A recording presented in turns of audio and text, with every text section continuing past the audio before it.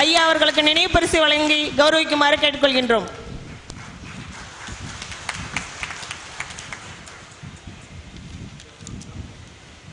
இந்த 8ஆம் ஆண்டு பரிசளிப்பு விழா மற்றும் பாராட்டு விழா இங்கே ராசிபுரம் வேளாளர் வெள்ளாள கவுண்டர் அறக்கட்டளையின் சார்பிலே அரங்கம் நிறைந்த ஒரு விழாவாக மிகச்சிறப்பாக இங்கே நடந்து கொண்டிருக்கின்றது. இந்த விழாவிலே பாராட்டுக்களை பெற்று கொங்கு செம்மல் விருது பெற்று அமர்ந்திருக்கின்ற அருமை அண்ணன் முனைவர் கருணாநிதி அண்ணன் அவர்களே, இந்த கூட்டத்திற்கு தலைமையேற்று நடத்தி கொண்டிருக்கின்ற எப்போதும் தளராத அருமை அண்ணன் கந்தசாமி அவர்களே, குழந்தைகளுக்கெல்லாம் அறிவுரைகள் மட்டுமல்ல, பெற்றோர்களுக்கும் அறிவுரைகளை கொடுத்து தான் சார்ந்திருக்கின்ற இந்த ஆண் சமுதாயத்தை எப்படியாவது பெண்களுக்கு இணையாக கொண்டு வர வேண்டும் என்று இங்கே மாணவர்களுக்கும் ஆண்களுக்கு ஒரு கோரிக்கையை வைத்து அமர்ந்திருக்கின்ற அருமை அண்ணன் SRV சாமிநாதன் அவர்களே, இந்த விருதை வழங்கி என்றைக்கும் இந்த சமுதாயத்தினுடைய ஒற்றுமைக்காக சமுதாயத்தினுடைய குழந்தைகள் நம்முடைய எதிர்கால பரம்பரை இந்த சமுதாயத்தை மறந்துவிடக் கூடாது என்று எல்லா கூட்டத்திலுமே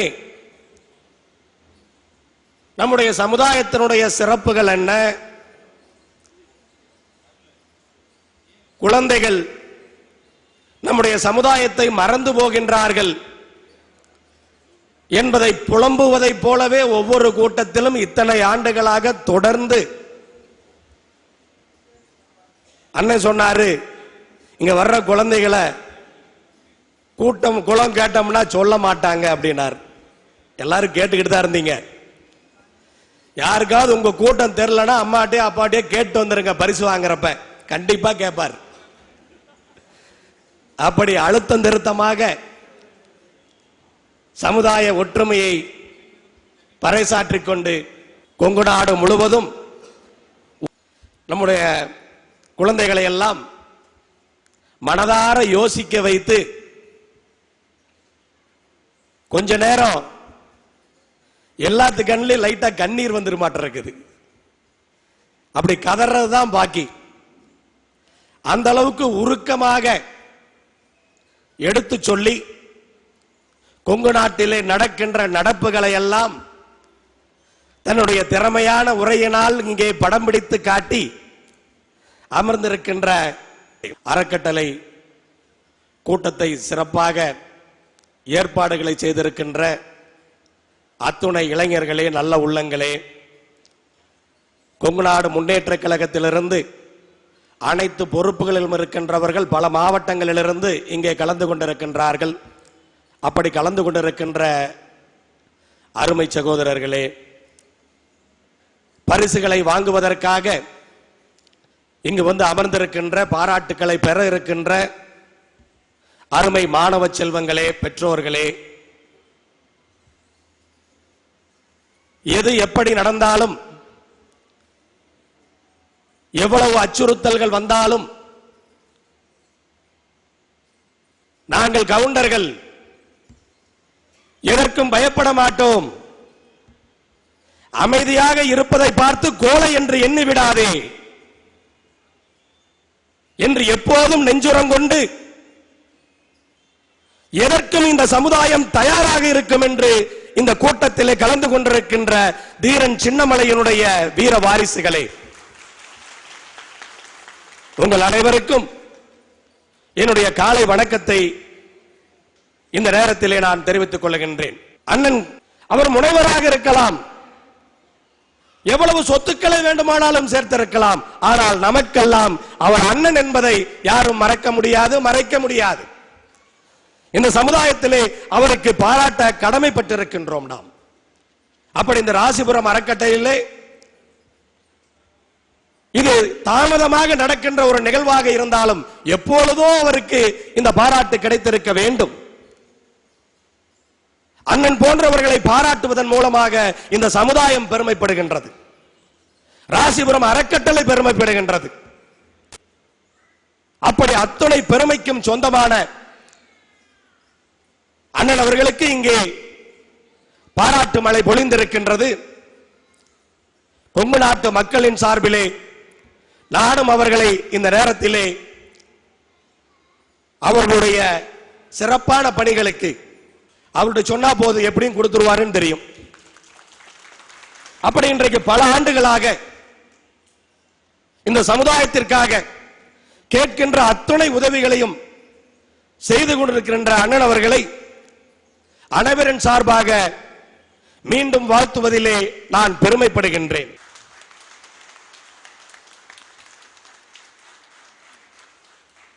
பரிசு பெறாத மாணவ மாணவிகள் யாராவது இங்கே வந்திருக்கின்றீர்களா? இங்க வர்றதில் என்ன இருக்குது? ஆனால் அப்படி வராத குழந்தைகளுக்கு தெரியுமா, நீ படித்து பொறியியல் கல்லூரியிலோ மருத்துவக் கல்லூரியிலோ சேர வேண்டும் என்று சொன்னால் நீ பிற்படுத்தப்பட்டோர் பட்டியலிலே சேர்க்கப்படவில்லை என்று சொன்னால் உனக்கு சீட்டு கிடையாது, நீ சேர முடியாது. உன்னை ஃபார்வர்ட்லயே வச்சிட்டு இருந்திருந்தா இன்னைக்கு சீட்டு கிடையாது. இது போன்ற அமைப்புகள் தான் உனக்கு கல்லூரியிலே நாளை இடஒதுக்கீட்டிலே இடம் வாங்கி தரப்போகின்றது என்பது அந்த குழந்தைகளுக்கு தெரியுமா? ஏதோ அரசாங்கத்தில் பிற்படுத்தப்பட்ட ஒரு பட்டியலில் சேர்த்துட்டாங்க, நமக்கு சீட்டு கிடைக்குது அப்படின்னு தான் நினைச்சிட்டு இருப்பாங்க. அந்த குழந்தைகளுக்கு தெரியுமா, கொங்கு சங்கங்களும் கொங்கு வேளாள கவுண்டர்கள் பேரவையும் இத்தனை பேர் எவ்வளவு கஷ்டப்பட்டு நம்முடைய சமுதாயத்தை பிற்படுத்தப்பட்டோர் பட்டியலிலே சேர்த்தார்கள் என்று அவர்களுக்கு தெரியுமா? இப்படி ஒரு நிகழ்ச்சிக்கு வருவதை கூட அவர்கள் தேவையற்றது என்று நினைக்கிறார்கள். அப்படி தேவையற்றது என்று முன்னோர்கள் சென்றிருந்தால் நீ நான் என்ஜினியரா இருக்க முடியுமா? டாக்டரா இருக்க முடியுமா? எஸ்ஆர்வி வித்யா விகாஸ் போன்ற கல்வி நிறுவனங்கள் எல்லாம் எவ்வளவுதான் மார்க்க வாங்க வச்சாலும் ஸ்டான்லி மெடிக்கல் காலேஜில் 200க்கு 200 வாங்கினா கூட நீ ஃபார்வர்ட்ல இருந்தா உனக்கு சீட்டு கிடையாது தெரியுமா? 200க்கு மேல நீ 201 வாங்குவ. உன்னை பேக்வர்ட்ல ஆக்கலன்னு சொன்னா நீ 200க்கு 200 வாங்கினா கூட உனக்கு சீட்டு கிடையாது. எப்படி சீட்டு கிடைக்கும்? பேக்வர்ட்ல இருக்கிறப்ப பிரச்சனை. பேக்வர்ட்ல இருக்கும் போதே 200க்கு 199 வாங்கினவனுக்கு ஸ்டான்லில சீட்டு கிடையாது. எவ்வளவுதான் படிப்பீங்க, எவ்வளவுதான் உங்களுக்கு கஷ்டப்பட்டு படிக்க வைப்பாங்க.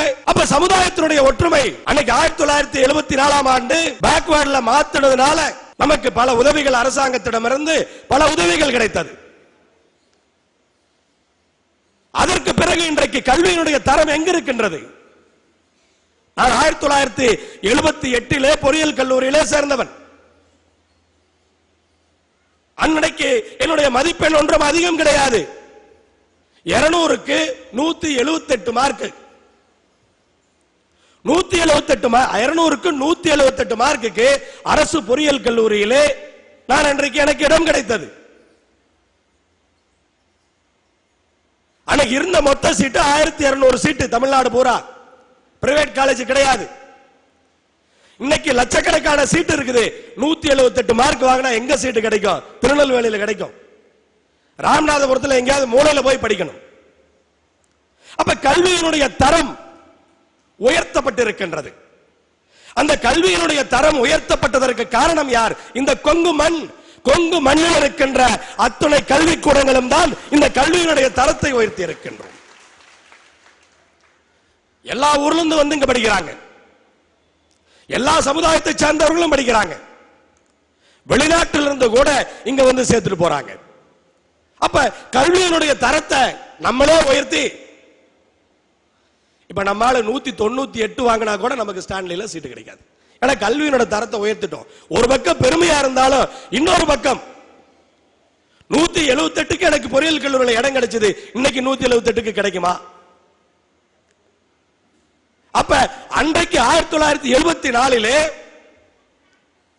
ஃபார்வர்ட்ல இருந்தா கிடைக்காதுன்னு சொல்லி பிற்படுத்தப்பட்டோர் பட்டியலிலே நம்மை சேர்த்துவதற்கு முன்னோர்கள் எல்லாம் அரும்பாடுபட்டு அன்றைக்கு பிற்படுத்தப்பட்டோர் பட்டியலிலே சேர்த்தார்கள். ஏறக்குறைய 40 ஆண்டுகளுக்கு முன்பு. இன்றைக்கு இருக்கிற தரத்திலே நம்முடைய சமுதாயம் மிகவும் பிற்படுத்தப்பட்டோர் பட்டியலிலே சேர்த்தப்பட்டால் தான் இனி வருங்காலத்திலே நமக்கு கல்லூரிகளிலே இடம் கிடைக்கும், இல்லைன்னா கிடைக்காது. அப்ப நான் ஏன் இங்க வரணும் வீட்டுல உட்கார்ந்துட்டீங்கன்னு சொன்னா உன்னை யாரும் வந்து மிகவும் பிற்படுத்தப்பட்டோர் பட்டியலில் சேர்த்துவாங்க? நாளைக்கு மோஸ்ட் பாக்வர்ட்ல உன்னை சேர்த்தா உனக்கு பயனா இல்லங்க வந்து உட்கார்ந்து இருக்கவங்களுக்கு பயனா? அப்போ ஒரு 7வது 8வது படிக்கிற குழந்தை கூட இந்த கூட்டத்துக்கு வரணுமா இல்லையா? மிகவும் பிற்படுத்தப்பட்டோர் பட்டியலில் சேர்த்தனுங்கிறத எல்லாரும் புரிஞ்சுக்கணுமா இல்லையா? 10வது பிற்படுத்தப்பட்டோர் பட்டியலில் இருந்து இன்னும் ஒண்ணு ஆக போறது கிடையாது. என்னங்க பிரயோஜனம்? 197க்கு மேல மார்க் எடுத்தாதான் டாக்டர் ஆக முடியும். 200க்கு 197க்கு மேல. அதே மோஸ்ட் பேக்வர்ட்ல 175 மார்க்குக்கு போயிடுறாங்க. அது வேண்டாமா? அப்படி ஒரு வசதி இந்த சமுதாயத்திற்கு வேண்டாமா? நீ படிச்சு மட்டும் என்ன மார்க் வாங்க போற? இன்னைக்கு நான் படிக்கணும் வீட்டுல உட்கார்ந்து என்ன 201 வாங்குவியா? இந்த ஒரு நாள் வராம போனீங்கன்னா 201 200 ஆகி போயிருமா? 200 வாங்கினாலும் உனக்கு சீட்டு கிடையாதுப்பா. மிகவும் பிற்படுத்தப்பட்டோர் பட்டியலிலே நம்முடைய சமுதாயத்தை சேர்த்தே ஆக வேண்டும். இல்லைன்னு சொன்னா எதிர்கால பரம்பரை அழிந்து போகும். அதுல உடனே இன்னைக்கு சொன்னா நாளைக்கு சேர்த்துருவாங்களா? கிடையாது. சமுதாய அமைப்புகள் அறக்கட்டளையா இருந்தாலும் சரி, பேரவையா இருந்தாலும் சரி, கூட்டமைப்பா இருந்தாலும் சரி, கழகமாக இருந்தாலும் சரி, ஒரு இடத்துல நிகழ்ச்சிக்கு அழைக்கிறோம் என்று சொன்னால் அந்த இடத்திலே அத்தனை பேரும் ஒன்று சேர வேண்டும். யாரோ தனிப்பட்ட சுயலாபத்திற்காக நடத்தப்படுகின்ற சங்கம் கிடையாது, அறக்கட்டளை கிடையாது. இந்த சமுதாயத்திற்காக இங்கே அருமை சகோதரர் பரந்தாமன் உள்பட அத்தனை பேர் இன்னைக்கு வந்து சந்திரசேகர்ல இருந்து ஏகேபியில இருந்து அண்ணன் கன்சாமி கவுண்டர்ல இருந்து செல்வராஜ் இத்தனை பேர் கஷ்டப்படுறாங்கன்னு சொன்னா அவங்களுக்கு ஏதாவது பிரயோஜனத்துக்காக கஷ்டப்படுறாங்களா? அவ்வளவு வேலைகளையும் விட்டுட்டு இந்த சமுதாயத்திற்காக கஷ்டப்படுகின்றார்களே, அவர்களுக்கு என்ன கைமாறு செய்ய போகின்றோம்? அதை புரிந்து கொண்டு இது மாதிரி கூட்டங்களுக்கு, குடும்ப விழாக்களுக்கு நம்முடைய குழந்தைகள் அனைவரும் வர வேண்டும். குழந்தைகளுக்கு சொல்லிக் கொடுக்கணும். இன்றைக்கு ஒவ்வொரு மாவட்டத்திலும் கலாச்சார பாதுகாப்பு கூட்டம் போட்டுட்டு இருக்கிறோம். கலாச்சார பாதுகாப்பு கூட்டம். குழந்தைகளை உட்கார வச்சு சொல்லி தந்தோம்னு சொன்னா அவங்களுக்கு இந்த சமுதாயத்தினுடைய பெருமை தெரியணும். எப்படிப்பட்ட ஜாதியில நம்ம பிறந்திருக்கிறோம்டா, மாத்தி கல்யாணம் பண்ணலாமா பண்ண கூடாது அப்படின்னு மனசுல அவனுக்கு தெரியணும். கேவலம்னு நினைக்கணும். இப்படியெல்லாம் இருக்கிற நம்முடைய சமுதாயம், நம்ம குடும்பம் கேவலப்பட்டு போயிடும். அப்படி மாறக்கூடாது அப்படிங்கிற ஒரு வேகம் அவங்களுக்கு இருக்கணும். அந்த வேகத்தை எங்கிருந்து ஒரு வீட்டுல வருமா? இன்னும் பல பேர் பல வீட்டுல குழந்தைகளுக்கு வந்து கவுண்டர்னு சொல்லி தந்திருப்பாங்களா எனக்கு சந்தேகமா இருக்குது. அந்த அளவுக்கு மோசமா கூட இருக்க வாய்ப்பு இருக்கு. ஏன்னா அவ்வளவு நம்ம படிச்சுட்டோம், அறிவு ரொம்ப வளர்ந்துருச்சு. இன்னைக்கு வந்து அதாவது சங்கங்கள் எல்லாம் இன்றைக்கு இது மாதிரி கூட்டங்களை போடலன்னு சொன்னா உண்மையிலேயே அந்த கவுண்டருங்கிற நினைப்பே மறந்து போயிடும். இது மாதிரி கூட்டங்கள் நடக்கிறதுனாலதான் அந்த உணர்வாகவும் இருக்குது. அதனால நம்ம உண்மை என்னவென்று புரிந்து கொண்டு நம்முடைய குழந்தைகளை சொல்லி அழைத்து வர வேண்டும். நீ நாளைக்கு உனக்கு காலேஜில் சீட்டு கிடைக்குதுன்னு சொன்னா அதுக்கு காரணம் யாரா? சங்கம் தான்டா காரணம். நீ வா, நீ வர்றதுதான் நன்றி தெரிவிக்கிறது. அப்படி அவர்களை இங்கே அழைத்து வர வேண்டும். இன்னும் அரசு அதிகாரிகள் கூட, பல அரசு அதிகாரிகள் இது மாதிரி அமைப்புகளுக்கு வருவதற்கு யோசிக்கின்றார்கள். அமைச்சர்கள் யோசிப்பது போல அரசு அதிகாரிகளும் சில நேரத்திலே யோசிக்கின்றார்கள். நீங்க கவர்னர் அடையாளம் காட்டிக்காதீங்க. எல்லா ஆபீஸ்ல ஜாதி சார்பற்று நீங்க வேலை பாருங்க. அவன் பார்லிமெண்ட்ல பாஸ் பண்றான், வேலையில ப்ரமோஷனே ஒரு ஜாதிக்கு தனியா கொடுக்கணும்னு பாஸ் பண்ற. நீங்க ஏமாந்துகிட்டே இருங்க, நீங்க அடையாளமே காட்ட வேண்டாம். கவுண்டர் அரசியல் அதிகாரி யாரும் அந்த அலுவலகத்தில் நான் கவுண்டர்னு சொல்லிக்காதீங்க. அவன் சொல்லிக்கிட்டு பாராளுமன்றத்தில் பாஸ் பண்ற ப்ரமோஷன்ல எனக்கு குடுறா அப்படின்னு, என் ஜாதிக்கு ப்ரமோஷன்ல குடுறான்னு அவன் ஒண்ணு சேர்ந்து கேட்கிறான். இன்னும் எவ்வளவு மோசமான நிலைகள் வரப்போகின்றது. இந்த நிலைமை தொடர்ந்து கொண்டிருந்தால் அரசு வேலைகளே நம்மள கவுண்டர் கிடையாதுன்றான். அப்பவாவது எல்லாம் ஒன்னா சேருவாங்களான்னு தெரியல. அதனால தயவு செய்து இது மாதிரி அறக்கட்டளை சங்கங்களுடைய நிகழ்வுகள் எல்லாம் ஜாதி வெறியை தூண்டுவதற்காக அல்ல. எல்லா ஜாதிக்காரனும் ஒற்றுமையா கோரிக்கை வைக்கும் போது நம்ம வைக்கலன்னு சொன்னா நாம ஏமாந்து போயிருவோம். அப்ப நம்ம கோரிக்கைகளை ஒன்றுபட்டு ஒற்றுமைப்பட்டு வைப்பதற்காக நாம் கூடுகின்ற கூட்டமாக இதை எடுத்துக்கொண்டு பணியாற்றிக் கொண்டிருக்கின்றோம். இன்னும் நினைச்சு பாருங்க, நம்ம இன்னும் வலுவா நம்முடைய கோரிக்கையை அரசாங்கங்களுக்கு தெரியப்படுத்தாததுனால நம்ம அண்ணன் டி.எம். காளி அண்ணன் கவுண்டர் உயிரோட இருக்கார். பாராளுமன்றத்தில் விழா நடத்துறான், பாராளுமன்றத்தில் விழா நடத்துறான். மூத்த பாராளுமன்ற உறுப்பினர்களுக்கு அங்கே பாராட்டு விழா நடத்துறான். இந்திய அரசாங்கத்தினுடைய அரசியல் ஆணை சட்ட அமைப்புகளை உருவாக்கிய போது அதில் அவர் ஒரு உறுப்பினர். அரசியல் சாசனம் டாக்டர் அம்பேத்கர் அவர்களால் உருவாக்கப்பட்ட போது அதிலே உறுப்பினர். அவர் அந்த பாராளுமன்ற விழாக்கு பாராட்ட வேண்டாம் ஐயா கூப்பிட்டானா? பாராட்டு செய்ய வேண்டாம், நிகழ்வுக்கு கூப்பிடல.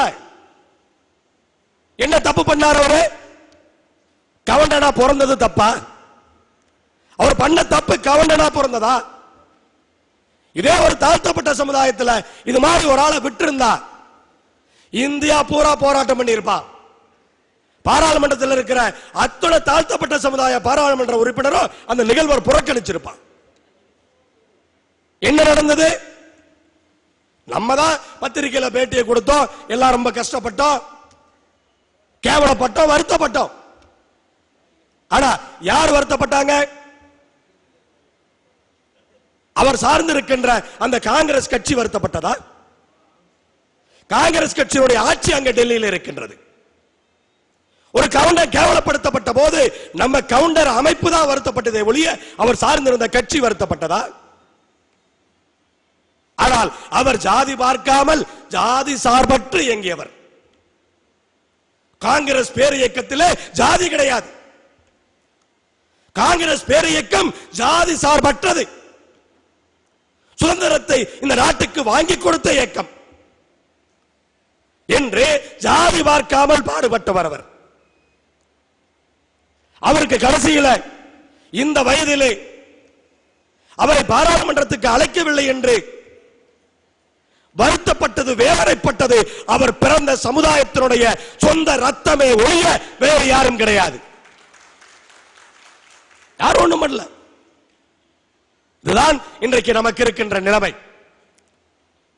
நான் ஏன் இதை சொல்லுகிறேன் என்று சொன்னால், நம்முடைய இளைய சமுதாயத்திற்கு இது சென்று சேர வேண்டும். இளைய சமுதாயத்திற்கு இது சென்று சேர்ந்தால்தான் நம்முடைய எதிர்கால பரம்பரை பிழைக்கும், இல்லைன்னா பிழைக்காது. நம்முடைய சமுதாயத்தில் 99% அமைதியானவங்க, எதுக்கும் முன்னுக்கு வரமாட்டோம். நமக்குரிய மைனஸ் பாயிண்டே அதுதான். எல்லா கஷ்டமும் படுவோம், ஆனா முன்னுக்கு வர மாட்டோம்.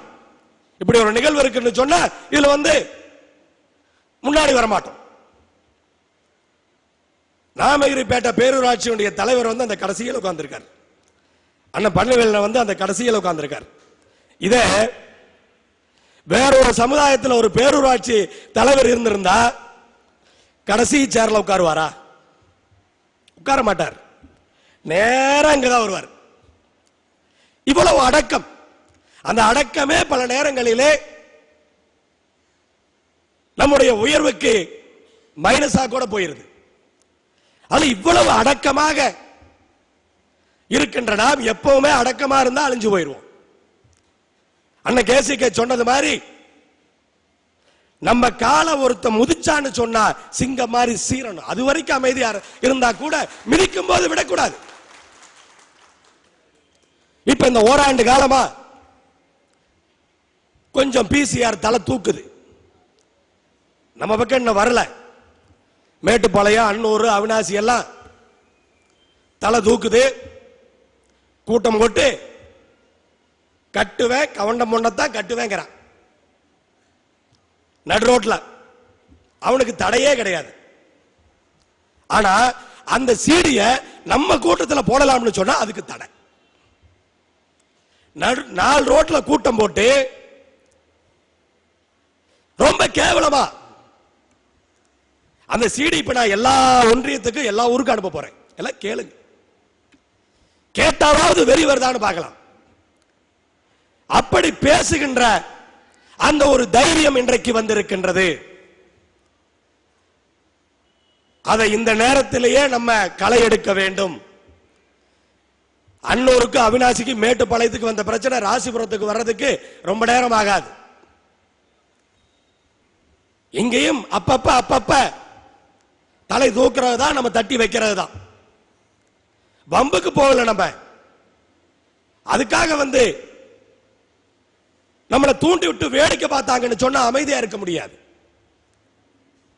அதுல நம்ம ஒற்றுமையை காமிக்கலன்னு சொன்னா யாரும் எல்லாத்தையும் அருவாள் எடுத்துட்டு வாங்க வெட்ட போலான்னு சொல்ல நான். ஆனா கொங்கு சமுதாயத்தினுடைய ஒரு நிகழ்வு நடக்கிறது என்று சொன்னால் அங்கே அளவில்லாத கூட்டம் இருக்க வேண்டும். அளவில்லாத கூட்டம் இருக்க வேண்டும். சட்டம் ஒழுங்கு பிரச்சனையை காட்டி காவல்துறை நம்மை அமைதியாக்கலாம் பல நேரங்களிலே. ஆனால் அதே சட்டம் ஒழுங்கு பிரச்சனை நமக்கு சாதகமாக மாற வேண்டும் என்று சொன்னால் நம்முடைய கூட்டம் அதிகமாக வேண்டும். ஒரு காவல் நிலையத்திற்கு ஒரு பிரச்சனைக்காக செல்லுகிறோம் என்று சொன்னால் நம்ம 1000 பேர் போகணும். நீ 50 பேர் தான் வர்ற, 50 பேர் வர்றவன காவல்துறை சட்டம் ஒழுங்கு பிரச்சனை ஆயிருங்கிறார். 1000 பேர் போன அப்ப 1000 தான் பெருசு. அது நம்மளால முடியாதா? அதுக்கு வரணும். ஒண்ணும் பண்ண வேண்டிய அவசியம் கிடையாது. ஆனா அந்த ஒற்றுமை இருக்கணும். ஒற்றுமையா இருக்கிறோம் அப்படிங்கறத காட்டணும். மனசுக்குள்ள நம்ம எல்லாம் ஒற்றுமையா தான் இருக்கிறோம் அப்படின்னு நினைச்சிட்டு இருந்தா போதாது. வெளியில் இருக்கிறவனுக்கு தெரியணும். அந்த எச்சரிக்கையை நம்ம கொடுக்கணும். அதுக்கு நீங்கள் எல்லோரும் எப்போதும் தயாராக இருக்க வேண்டும். நம்முடைய கொங்கு வேளாள கவுண்டர்கள் பேரவையோ கூட்டமைப்போ நம்முடைய அறக்கட்டளையோ கட்சியோ எந்த காரணத்தை கொண்டும் நம்முடைய சமுதாயத்தை தவறான வழியிலே எப்போதும் செலுத்த மாட்டோம். நம்முடைய இளைஞர்களை தவறான பாதையை அவர்களுக்கு எப்போதும் காட்ட மாட்டோம். அது நம்முடைய கொள்கை அல்ல. ஆனால் பாதுகாப்பை கற்றுக் கொடுக்க வேண்டிய கடமை நமக்கு இருக்கின்றது. இன்றைக்கு சங்கம் என்று சொன்னாலும் சரி, அறக்கட்டளை என்று சொன்னாலும் சரி, கூட்டமைப்பு என்று சொன்னாலும் சரி, பேரவை என்று சொன்னாலும் சரி, கொங்கு நாடு முன்னேற்ற கழகம் என்று சொன்னாலும் சரி, அத்தனையும் வேறு வேறு அல்ல. அதுல இருக்கிற ஆள் எல்லாமே இதுல இருக்கிற ஆள் தான் அதுல, அதுல இருக்கிற ஆள் தான் இதுல. இது அதெல்லாம் வித்தியாசம் கிடையாது. உணர்வுகள் எல்லாத்துக்கும் ஒண்ணுதான். சமுதாயத்திற்காகத்தான் இவ்வளவு பாடுபட்டு கொண்டிருக்கின்றோம். யாராவது ஏற்படுத்த நினைக்கலாம். ஆனால் நம்முடைய ஒற்றுமை நமக்காக இருக்க வேண்டும், புரிந்து கொள்ள வேண்டும். யாரோ ஒருத்தர் சொன்னா ஏன் அதை சொல்றாங்க அப்படின்னு கேட்கணும். என்ன நம்முடைய குழந்தைகளுக்கும் நமக்கும் நாம் கற்றுக்கொள்ள வேண்டிய பாடம், நம்முடைய குழந்தைகளை என்ன என்று கேட்பதை விட அவர்கள் ஏன் என்று கேட்க ஆரம்பிக்க வேண்டும். சொல்றதை என்னன்னு கேட்க கூடாது, அதை ஏன் சொல்றான்னு கேட்கணும். அந்த என்னன்னு கேட்கறதுனாலதான் பிரச்சனை, பல பிரச்சனை. அது குடும்ப பிரச்சனையா இருந்தாலும் சரி, சமுதாய பிரச்சனையா இருந்தாலும் சரி, எந்த பிரச்சனையா இருந்தாலும் சரி, சொல்றதை என்னன்னு கேட்கறது. சொல்லும் போது அவன் ஏன் சொல்றான், ஏன் அதை சொல்லுகிறான் என்று குழந்தைகள் யோசிக்க வேண்டும். அதனால பள்ளிக்கூடத்திலே படித்து 200க்கு 200 மதிப்பெண் வாங்குவது மட்டும் படிப்பினை அல்ல. யார் சொல்லுவதையும் கேட்டுவிடக் கூடாது, ஏன் அதை சொல்லுகிறார்கள் என்று கேட்க வேண்டும். அப்படி எல்லா மட்டத்திலும் படிக்கிற குழந்தைகளாக இருந்தாலும் சரி, கல்யாணமாகி வீட்டுக்கு போகின்ற புது பெண்ணாக இருந்தாலும் சரி, யாராக இருந்தாலும் சரி, ஒருவர் எதையாவது சொல்லுகிறார் என்று சொன்னால் ஏன் சொல்லுகிறார் என்று மனதுக்குள்ளே கேள்வி கேட்க வேண்டும். என்ன சொல்றாங்க அப்படின்னு காது கொடுத்து கேட்டோம்னு சொன்னா பாதி பிரச்சனையில தான் முடியும். அதற்கு நாம் எப்போதும் தயாராக வேண்டும். அதே போல மிகவும் பிற்படுத்தப்பட்ட ஒரு பட்டியலாக இருந்தாலும் சரி, நம்முடைய ஒற்றுமையாக இருந்தாலும் சரி, இது சேரப்போகுதா என்று யோசிக்க கூடாது. சேர்த்து வைப்பதற்கான முயற்சிகளை செய்ய வேண்டும். மூச்சு நிற்பது மட்டும் உயிர் பிரிவது அல்ல, மூச்சு நின்று போவது மட்டும் உயிர் பிரிவது அல்ல. உன்னுடைய முயற்சி நின்றாலும் உயிர் பிரிவதற்கு சமம்தான். உன்னுடைய முயற்சி என்றைக்கும் இருக்க வேண்டும். முயற்சியை என்றைக்கும் கைவிடக்கூடாது. அதாவது இன்றைக்கு நம்முடைய விவசாயம் பண்றாங்கன்னு சொன்னா எனக்கு பொண்ணு கொடுக்கிறது கிடையாது யாரும். நான் பெரிய விவசாயி, நிலக்கிழார் அப்படின்லாம் முதல்ல பத்திரிகையில் போட்டுக்குவோம். இப்ப நிலக்கிழார் யாரும் போடுறதில்லை. பெட்டிக்கடை வச்சிருந்தா கூட தொழிலதிபர்னு போட்டுக்கிறோம். 20 ஏக்கர் நிலம் இருந்தா கூட நிலக்கிழார்னு போடுறோம். அன்னைக்கு 1/2 ஏக்கர் இருந்தா கூட நிலக்கிழார்னு போட்டுக்குவோம். ஏன்னா அவ்வளவு மரியாதை இன்னைக்கு விவசாயத்துக்கு, அவ்வளவு மரியாதை. என்ன யார் தப்பு? நம்ம தப்பு தான். இப்ப நம்ம பகுதியில் கோழி பண்ணை இருக்குது. விவசாயத்தை கண்டுக்காத மாதிரி கோழி பண்ணையில முட்டை விலையை கண்டுக்காம விடுங்க பார்க்கலாம். கோழி பண்ணை லாபமா போகுமா? தினசரி டிவியில பாக்குறோம். இன்னைக்கு 3 ரூபா 45 பைசால இருந்து 49 பைசா ஆயிடுச்சு.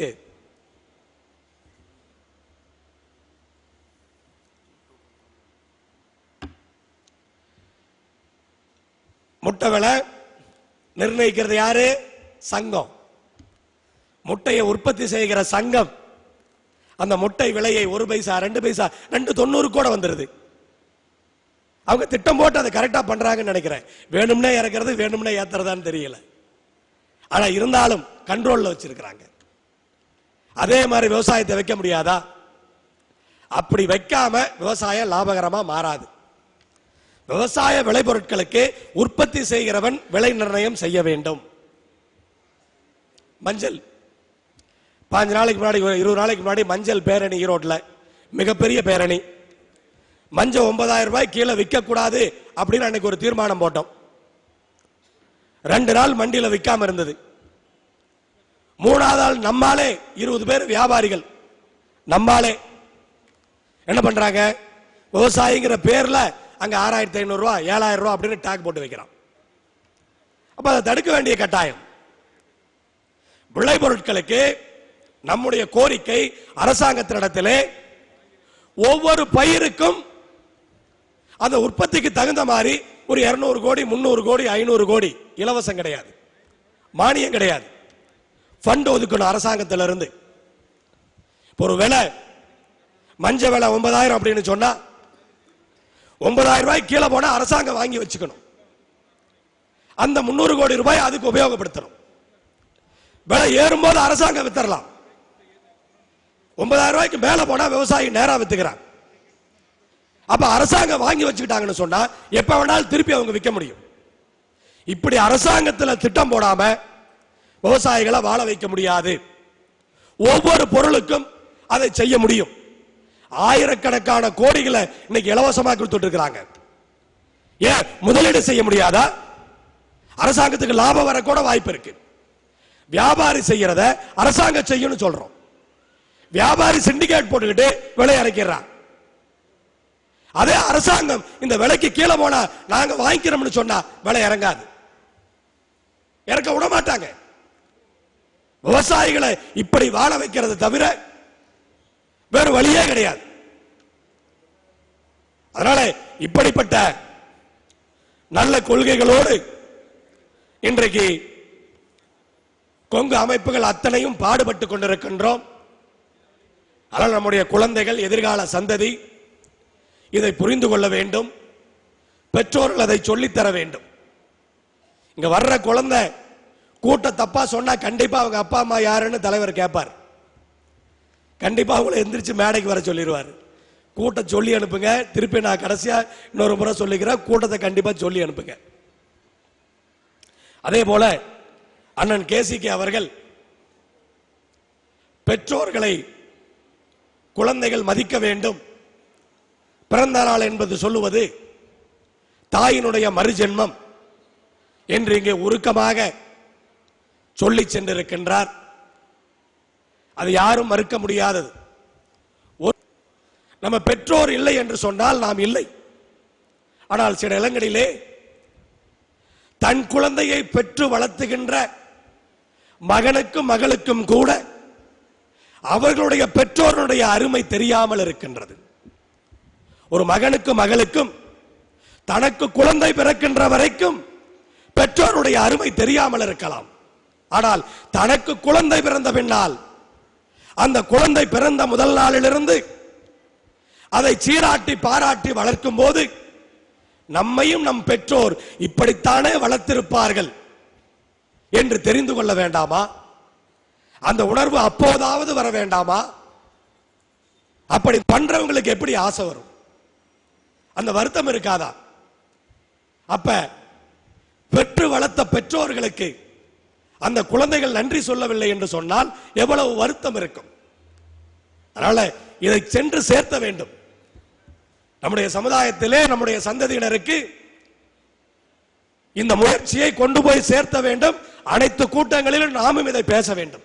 இன்றைக்கிலிருந்து நாமும் உறுதி எடுத்துக் கொள்ள வேண்டும். எல்லா கூட்டங்களிலும் நம்முடைய குழந்தைகள் பெற்றோர்களுக்கு நன்றி சொல்ல வேண்டும் என்ற கருத்தை நாமும் திணித்தாக வேண்டும். அதே போல குழந்தைகள் நன்றி சொல்றது அப்படிங்கிறது தினம் தினம் சொல்றதை விட ஒரே விஷயத்துல சொல்லிடலாம். நீ தினம் தினம் சொல்ல வேண்டாம்ப்பா. உன்னை பெத்ததுக்கோ, உனக்கு பால் ஊட்டினதுக்கோ, உனக்கு சாப்பாடு போட்டதுக்கோ, காலேஜில் செலவு பண்ணி படிக்க வச்சதுக்கோ, வேலை வாங்கி கொடுத்ததுக்கோ ஒண்ணுமே சொல்ல வேண்டாம். இத்தனை ஆண்டு காலம் உன் பெற்றோர் உனக்கு செய்த உதவிக்கு நீ ஒரே ஒரு கைமாறு உறுதி எடுத்துக்கணும். உன்னுடைய திருமணத்தினுடைய முடிவை உன் பெற்றோர் தான் எடுக்க வேண்டும். அதுதான் நன்றி கடன். அதுதான் நன்றி கடன். பெற்றோர் பார்க்கின்ற பெண்ணை பையன் திருமணம் செய்து கொள்ள வேண்டும். பெண்கள் பெற்றோர் பார்க்கின்ற மணமகனை திருமணம் செய்து கொள்ள வேண்டும். இந்த ஒரு உணர்வு மட்டும் இருந்துருச்சுன்னா நம்ம பெற்றோர் பொறுத்த வரைக்கும் நன்றியை வேறு வழியிலே எதிர்பார்ப்பவர்கள் அல்ல. இந்த ஒன்றை மட்டும் செஞ்சு நம்ம அவங்களை பெருமைப்படுத்திருங்க, அது போதும் என்று சொல்லி அறக்கட்டளையினுடைய இந்த விழாவிலே சிறப்பான ஏற்பாடுகளை செய்து கலந்து கொண்டிருக்கின்ற உங்கள் அனைவருக்கும் கொங்கு நாட்டின் சார்பிலே வாழ்த்துக்களை சொல்லி, உங்களுக்காக உழைப்பதற்கு இத்தனை அமைப்புகளும் இருக்கின்றது, நீங்கள் அதை புரிந்து கொள்ளுங்கள். யாராவது எதையாவது சொன்னார்கள் என்று சொன்னால் என்ன என்று காது கொடுத்து கேட்காதீர்கள், ஏன் என்று யோசித்து பாருங்கள், அத்தனைக்கும் பதில் வரும் என்று சொல்லி, இது வேறு யாராலும் முடியாது, நம்மால் மட்டும்தான் முடியும். யார் இதை செய்ய முடியாது, நம்மால் மட்டும்தான் செய்ய முடியும் என்று சொல்லி விடைபெறுகிறேன். நன்றி, வணக்கம்.